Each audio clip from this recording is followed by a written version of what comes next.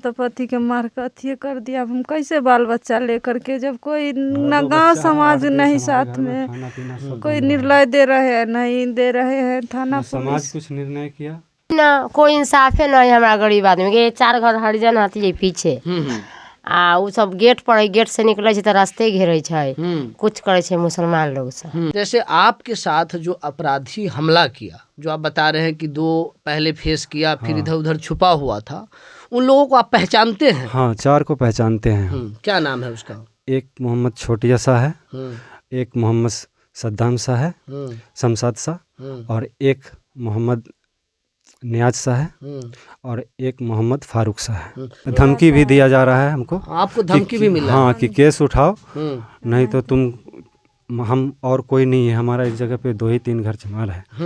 बोला जा रहा है कि तुमको यहाँ से उठवा देंगे, ये करेंगे वो करेंगे, बहुत तरह का धमकी मिलता है। नहीं तो अभी हम वैशाली जिले के पातेपुर के गोविंदपुर बेला पंचायत के गोविंदपुर गांव में हैं।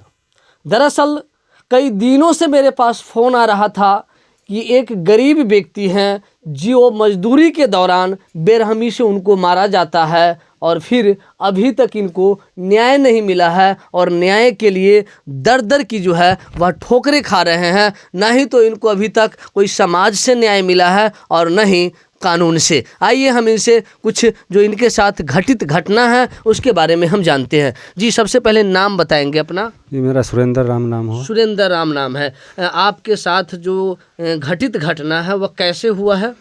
जी, हम दूसरे के खेत में मजदूरी कर रहे थे, आलू पे मिट्टी चढ़ा रहे थे जी। वहाँ पे हम घर से खाना खा के गए, बीच खेत में हम खड़े थे।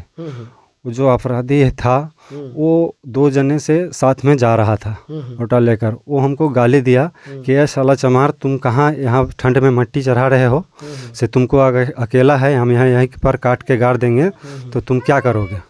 हम बोले कि बाबू, हम काम नहीं करेंगे तो हमारा बाल बच्चा कैसे खाएगा, हम तो गरीब आदमी है। तो बोला है, माधर चौथ, तुमको कौन बोला यहाँ काम करने के लिए? हम बोले कि अब हमको काम करने के लिए कौन बोलेगा, हम काम नहीं करेंगे तो हम खाएंगे कहाँ से? फिर हम उससे पूछे कि बाबू, तुमको ऐसा बोलने के लिए कौन बोल रहा है? बोला है, माधर चौथ, हम तुमको बोल रहे हैं। बस हम बोले कि ठीक है, हम तुम्हारे यहाँ है, हम अकेला है, तुम हमको काट दो। इतना ही बोलना था कि वो लोग इधर उधर छुपा हुआ था, पहले से प्लानिंग बना रखा था वो लोग हमको मारने का। अब 4-5 आ गया और हमको पैर पे मारा, हम गिर गए। उसके बाद वो लोग मारना शुरू कर दिया। मारा तो मेरा ये कंधे पूरा ये फ्रैक्चर हो गया, पैर का नस दब गया जी। उसके बाद वहाँ से सब सामाजिक लोग फिर आए तो वो लोग फरार हो गए।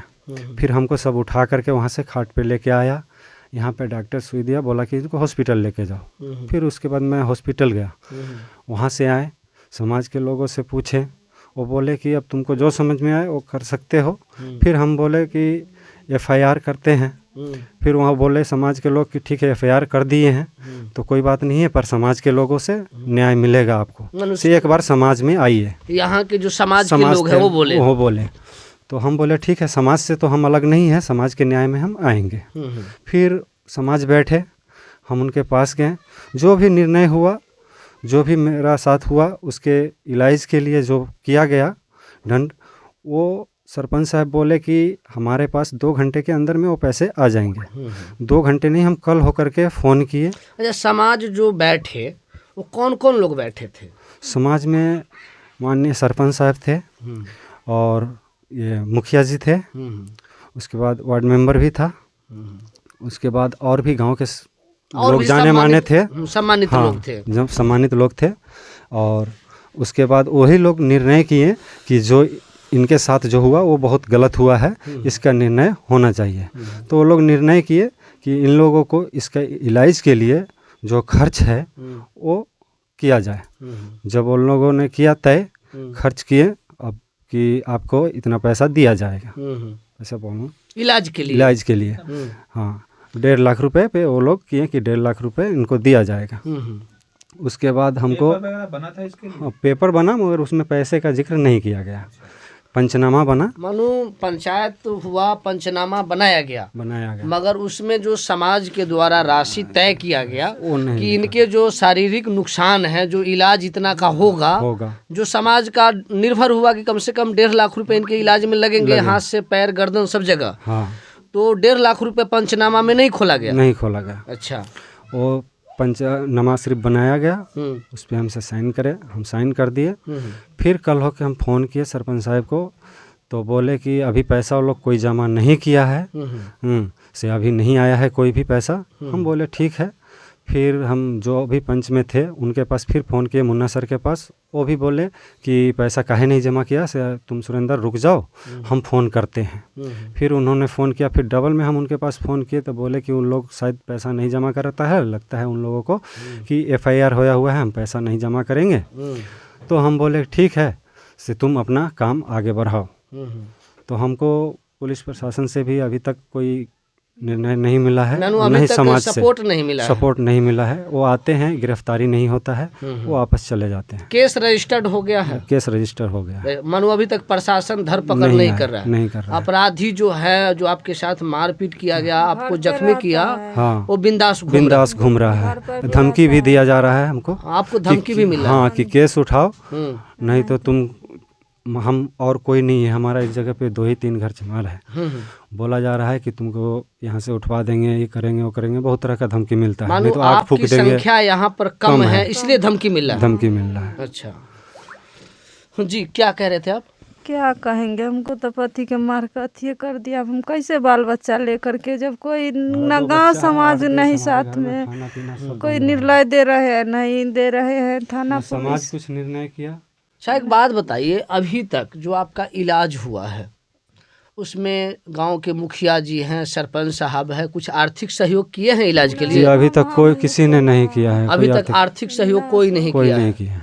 यहाँ के जिला परिषद हैं, विधायक जी हैं, कोई ऐसा है कि आपको इस हालात में आर्थिक सहयोग किए हों? नहीं किए हैं। अभी तक कोई सहयोग नहीं मिला। सिर्फ मिला है तो आश्वासन मिला है। आश्वासन के अलावा कुछ नहीं मिला। चाहे वो समाज के तरफ से हो, चाहे पंच के तरफ से हो, चाहे प्रशासन के तरफ से हो। यही बात है ना? यही बात है।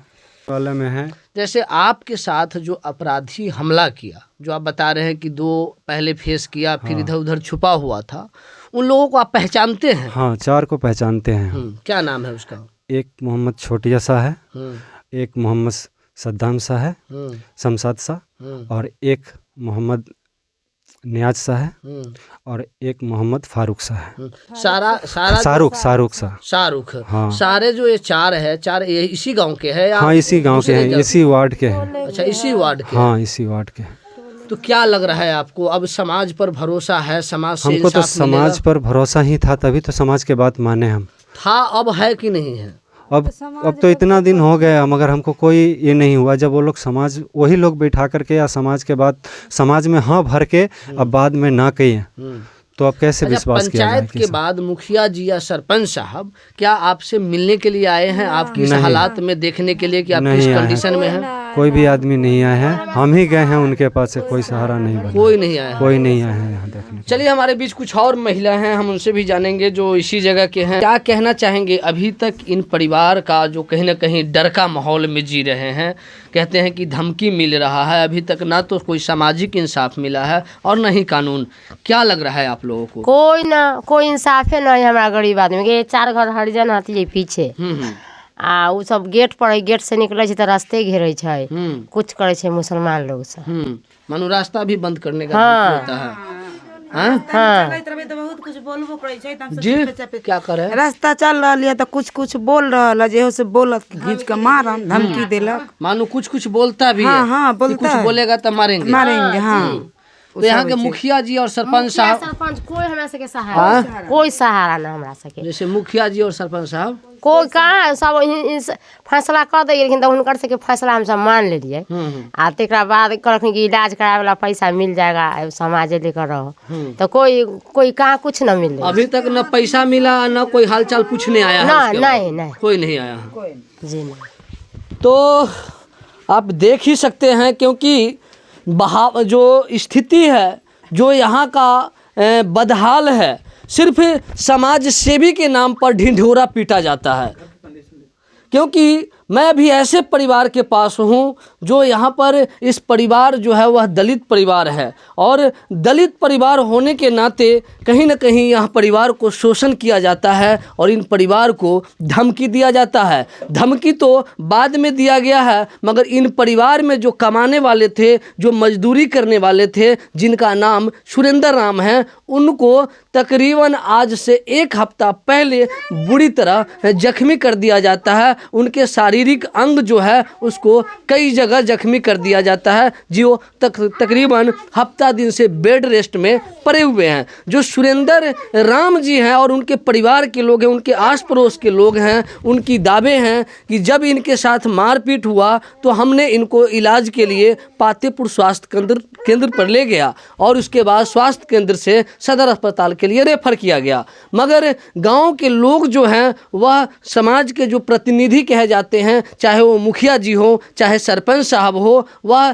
थाने पर आवेदन जाने के बाद जब यह कानून में न्याय के लिए गुहार लगाते हैं, तब गांव के मुखिया जी और सरपंच साहब इनसे कहते हैं कि हम लोग आपस में बैठ लेंगे और आपके साथ जो भी हुआ है वह बर्बरता का हम लोग न्याय करेंगे, इंसाफ दिलाएंगे। समाज तो बैठते हैं, निर्णय की डिसीजन में जाते हैं। सरपंच साहब कहते हैं कि हम न्याय कर चुके हैं, मगर न्याय में मिला है तो सिर्फ आश्वासन मिला है। न्याय में घोषणा किया जाता है कि इन परिवार को इतना जख्मी किया जाता है जो इनके इलाज में तकरीबन 1.5 लाख रुपए खर्च होगा। इसी समाज के लोग डिसीजन लेते हैं, इसी समाज के मुखिया जी डिसीजन लेते हैं, इसी पंचायत के सरपंच साहब डिसीजन लेते हैं, मगर डिसीजन लेने के बाद अगर मिलता है तो सिर्फ आश्वासन मिलता है। और यह परिवार जो है सिर्फ मजदूरी पर डिपेंड था, और मजदूरी के अलावा मैं कैमरा पर्सन से थोड़ा निवेदन करूंगा, इनकी घर की कंडीशन को आप दिखाइए कि यह परिवार जो है सिर्फ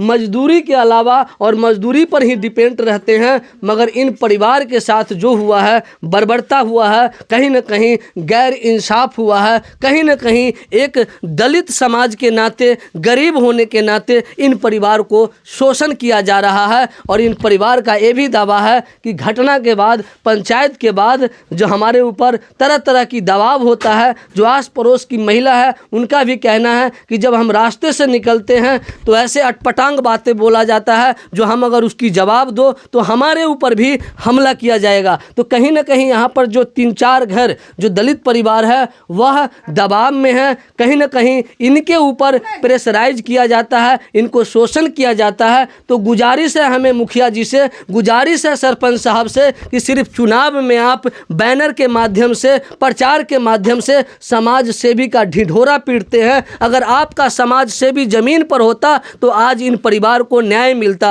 आज आपके जो समाज सेवी है वह इस पंचायत में होता, इन परिवार तक होता, तो आज इनको इंसाफ मिल गया होता। सरपंच साहब, मुखिया जी, अगर इन परिवार को आप न्याय चाहते हैं तो आप प्रशासनिक सपोर्ट कीजिए और कानूनन जो व्यक्ति अपराधी है, जो इनके शारीरिक जख्मी किया है, जो इनके परिवार को शोषण कर रहा है, जो इनके आस पड़ोस पर दबाव बना रहा है कि आप मुकदमा वापस लो, नहीं तो फिर तुम लोगों को इससे भी बुरा अंजाम करेंगे, तो आप लोग अविलंब थाने पर जाकर थाना अध्यक्ष महोदय से मिलिए और इन परिवार को इंसाफ दिलाइए।